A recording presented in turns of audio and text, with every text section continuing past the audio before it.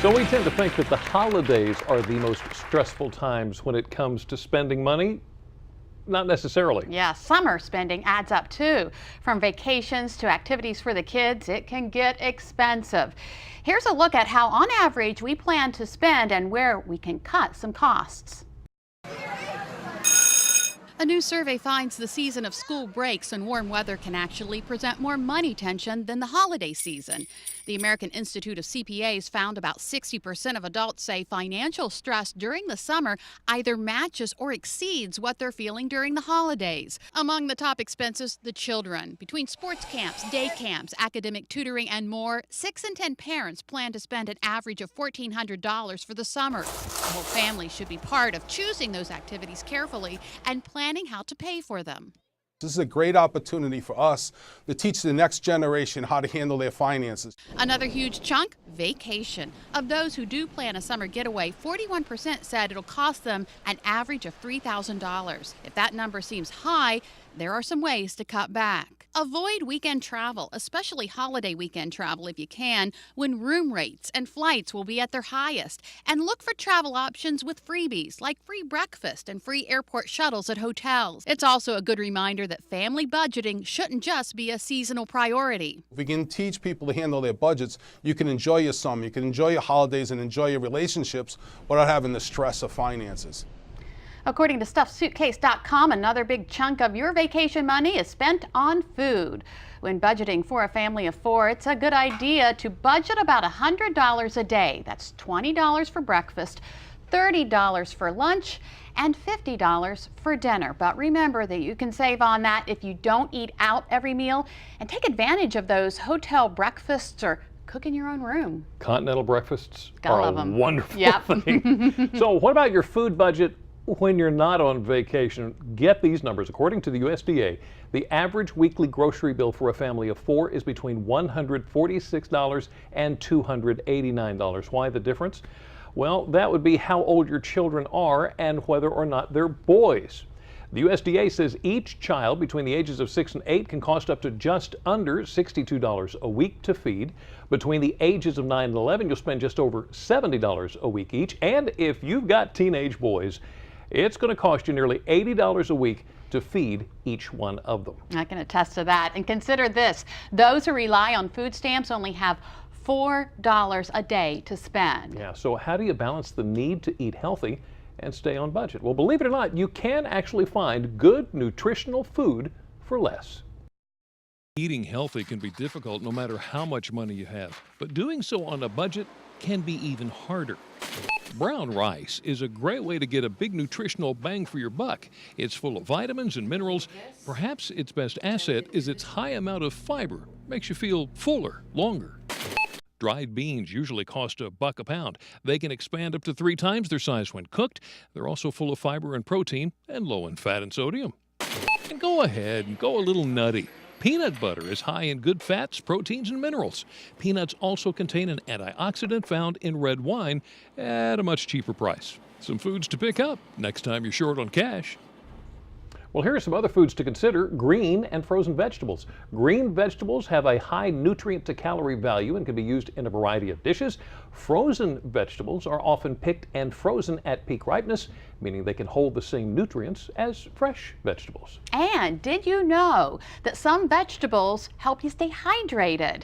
Water makes up 60% of your body, and without enough of it, dehydration sets in, causing dry mouth, tiredness, and headaches. Here are the best foods to keep you hydrated this summer. According to the old rule of thumb, you need at least 8 glasses of water a day to stay hydrated. I try to drink anywhere between, depending on my work day, 8 to 12. 2 to 3 bottles of 16 ounces water.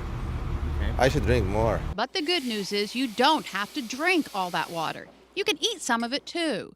Try cucumber. It's nearly 97% water, the highest water content of any solid food. Slice it up in salads or put it in soups and sandwiches. Celery is another good option. It not only hydrates, it also neutralizes stomach acid, relieving heartburn and acid reflux. Water content, 95.4%. Try putting radishes in your summer coleslaw and salads too. They're 95.3% water and provide a burst of spicy, sweet flavor. And tomatoes contain 94.5% water.